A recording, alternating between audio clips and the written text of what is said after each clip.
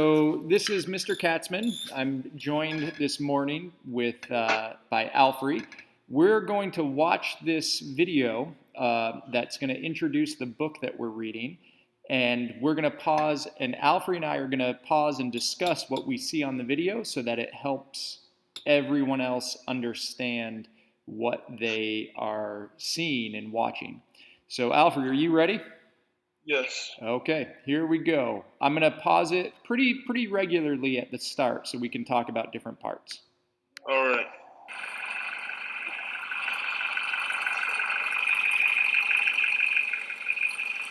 This is the house I was born in. That's where I grew up. That's where I was born. So, Alfred, let's pause right there. So this is about a guy named Salva Dutt. He's the character we're going to be reading about, the main character we're going to be reading about. What did you think about the places that he? What do you think about this place where he grew up?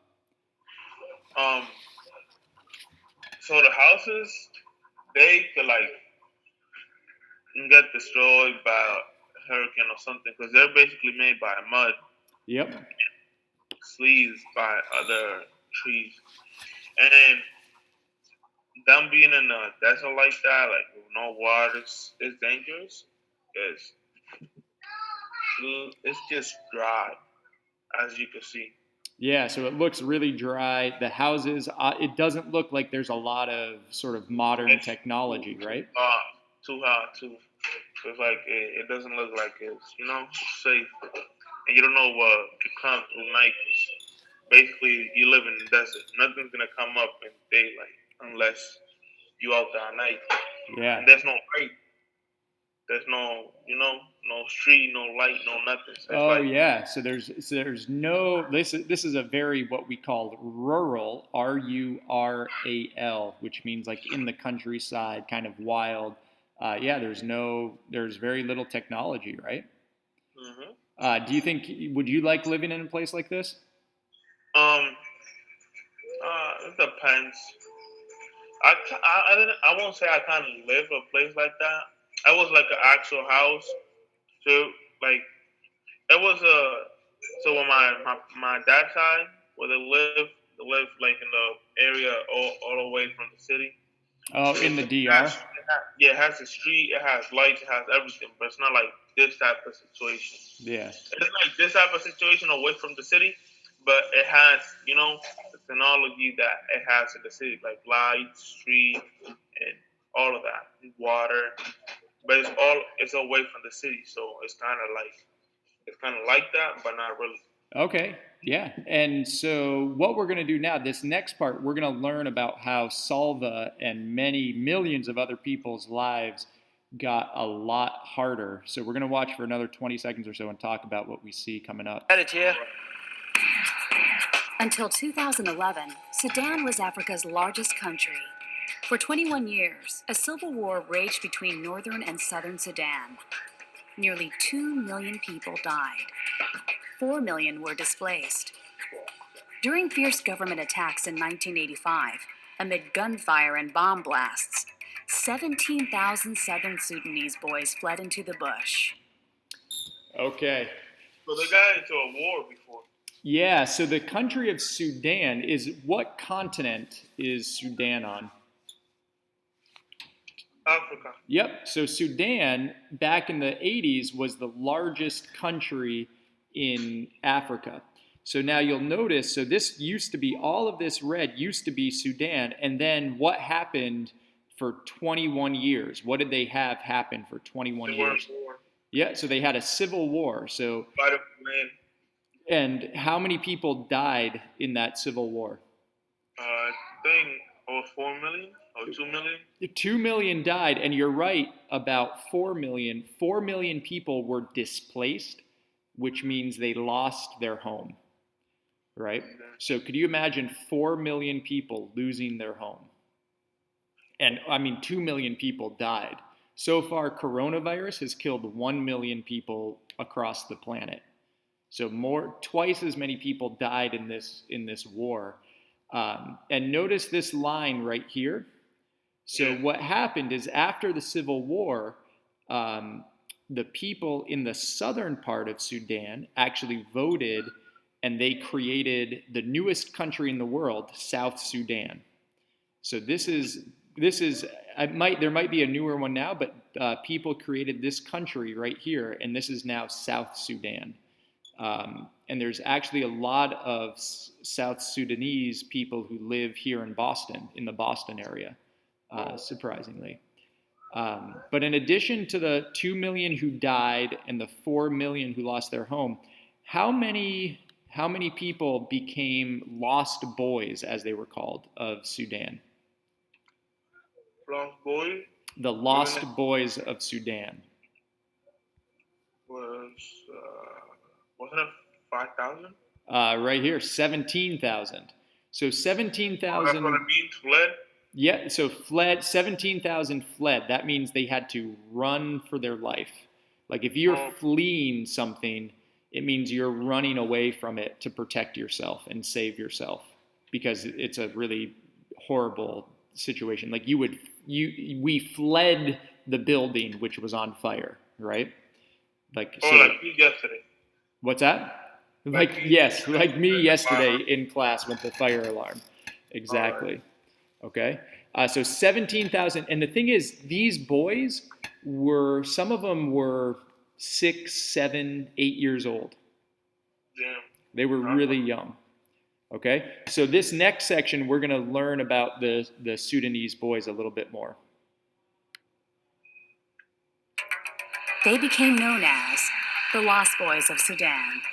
The Lost Boys trekked 1,800 journey. About 5,000 of the boys perished from hunger, thirst, disease, exploding. Okay. So, on the west? So this red line right here, this was their journey. So how many miles was it? 1,800. So that is like they basically walked from Boston to Florida. Damn. But again, what was it like? It was in the desert, right? And so they had to cross over into Ethiopia, and then they were kicked out of Ethiopia. And so soldiers chased them away from here, and then they ended up here in a refugee camp.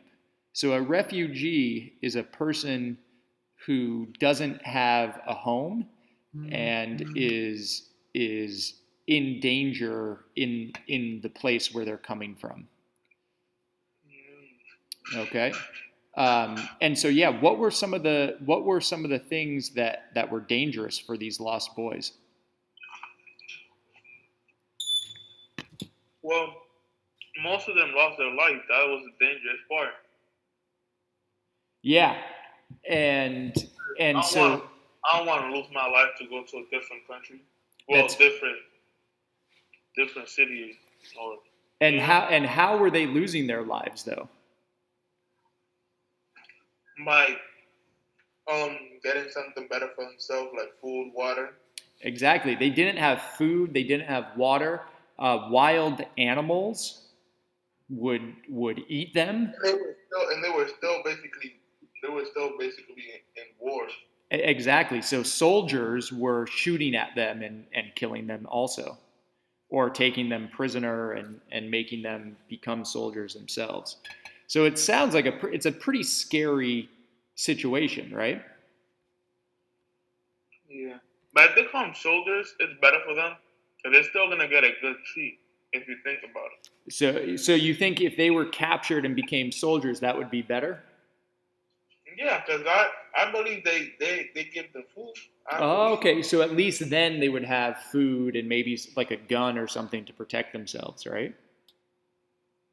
Yeah.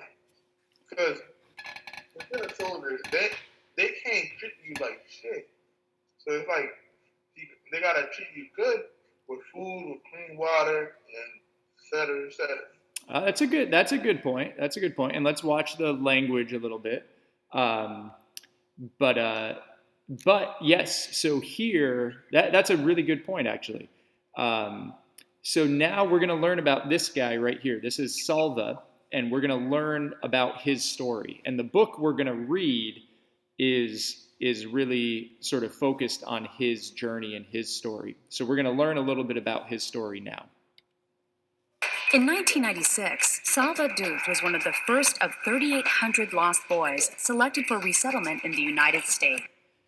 So, and just very quickly, this 3,800 of these lost boys, like Salva, so the ones who took this journey all through here, almost 4,000 of them, when they were resettled in the United States. Do you know what that means?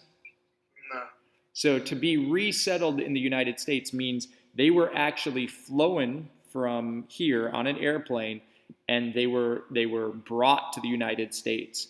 That's how so many Southern Sudanese ended up in the Boston area. So they were allowed to come here as refugees because their lives were in danger over here. And so the U.S. took in about 4,000 of these lost boys. Right? That's a lot of people. That is a lot of people. All right. So that's what resettled in the U.S. means. They were brought to the U.S.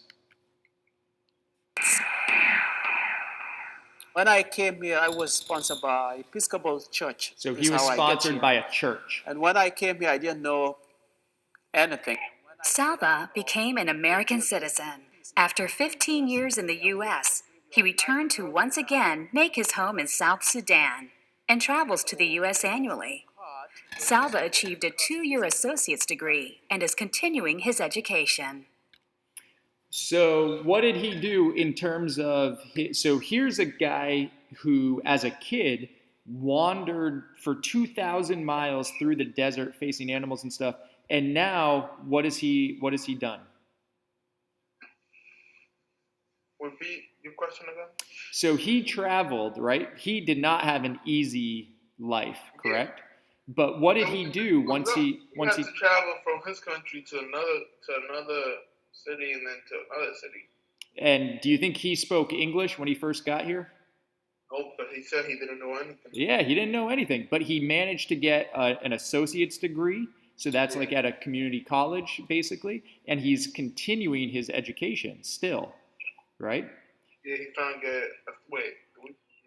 No. But there's more to the story, right? So let's see what he's done because he goes back to Sudan now. And I have to make sure that I work hard enough to support myself and educate myself as much as I can. A lot of you read about what is going on in Sudan and what happened. During the wartime, my dad took me to school. And when he took me there, the war broke out, and then I depart, and we never see each other again. And I didn't know where my dad was for about 19 years. And when I heard about him, he was sick. Okay, so let's just talk about that really quickly. So where was Salva? What had his dad done the last time that he saw his dad? He was taking him to school. Yeah, so his dad brought him to school in Sudan, and then what happened? They got broken up. They got broken apart. So they took a group. And then on that group, I guess his dad was there, and then the other group he was there. So it was like A, B, C. And they got broken up because of the war. So Salva was at school one day, and the fighting, the soldiers came, and he had to run. And so his dad, that would be like showing up at school and then having to run because soldiers were coming and firing machine guns and tanks, and you were not able to see your family again because you were trying to hide from the soldiers and stay safe, right? How many years was it until he saw his dad? 19 years. He didn't see his dad. He thought his dad was dead because of the fighting, right? And was his dad healthy when he learned that he was still alive? Repeat yourself? Yeah, he was. Well, he was happy after, seeing him alive. Well, but take a look here. His dad. They said he was sick. Yeah, his dad was sick. What would have happened? And why do we think his dad was sick? Let, Whether we think his dad was sick. let's find out. Because of waterborne diseases, and he was in the clinic of UN. He walked close. Okay, so his dad got sick because the water they had was not good water. It had diseases in it, right? And let's look at this. His dad, he had to walk close to to 300 miles to go to that clinic, and he walked there many days. So his dad was really sick and had to walk. Look at this. How many miles did his dad have to walk to get to a hospital? 300 miles. So 300 miles. That's walking from Boston past New York City. That's basically walking from Boston to Washington, D.C. Right? And could you imagine walking that if you were really sick? By the time I get there, I probably might feel better. Yeah, maybe. Unless you died, right? Yeah. To get there, I said I should go and see my dad before he passed away. And when I went there to that clinic, I saw my dad. He was very weak. And I walked to my dad. I said, "Hey, Dad, how are you?" And he said, "Who are you?" I said, "I'm Salva, dude." His dad did not he even know him. was starting with emotion. And he sprayed the water on my body and said that it's a sign of the welcoming back. He feel like I was dead and now I'm coming out from the tomb. The doctor told him that he need to start drinking clean water. If not, he might get sick again and get some waterborne diseases again, and he might die. Okay, so what did the doctor say Salva's dad needed to stay healthy? He needed clean water because he was drinking dirty water. Yep. And so here's Salva, who hasn't seen his family in 20 years. What do you think Salva is going to do, knowing that? Trying to do the best so he could stay safe in the country. Well, and But, what would you do if you knew your family needed clean water? What would you do to help them? well, I'll do the best I can on getting clean water, getting food, So or you getting money from Oh. U.S. Try to bring it to my home country, and then I guess buy food or something. okay, food or clean water. Or So just you buy would like a big truck, like a huge, them huge trucks. yep. Just buy those and then go to like the cities and get what's it called? And get food. Okay, let's see what Salva does. What he decided to do. Yeah. When I went back to US, I said I should do something to help my dad and other people who are in the same situation as well.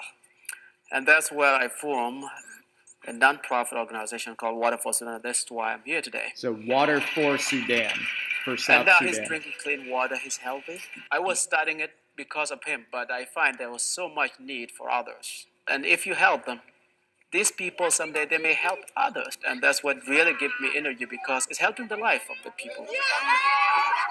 Now that South Sudan is an independent nation, it's all the more important to help them help themselves.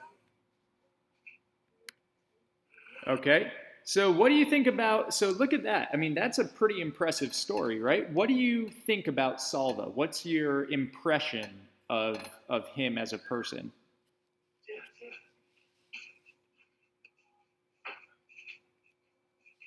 What do you think about Salva as a person, Alfred? As a person, Yeah, like what kind of person does he seem like? How would you describe him? he's a helpful person. He's a helpful person, yeah. Yeah, he's trying to help not just his dad. Well, he was trying to help his dad, but then after he's seen everything, he was helping the community. Yeah, and so what are some other words? So helpful, is he, what are some other words that we might use to describe him?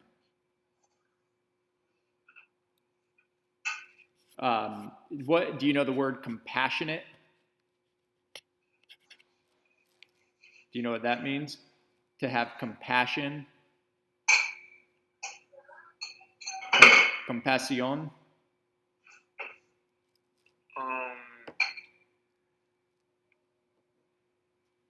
Well, think of one other word you could use to describe Salva. Great. Helpful. Helpful. And one other one besides helpful.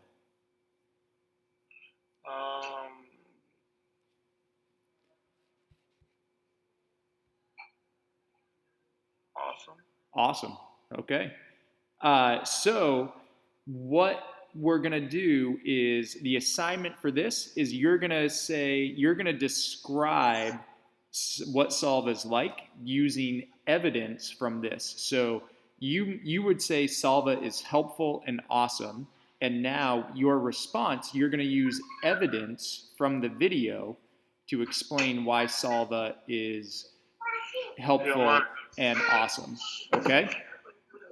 So that's your response. I'm going to stop this recording and we'll work on your response.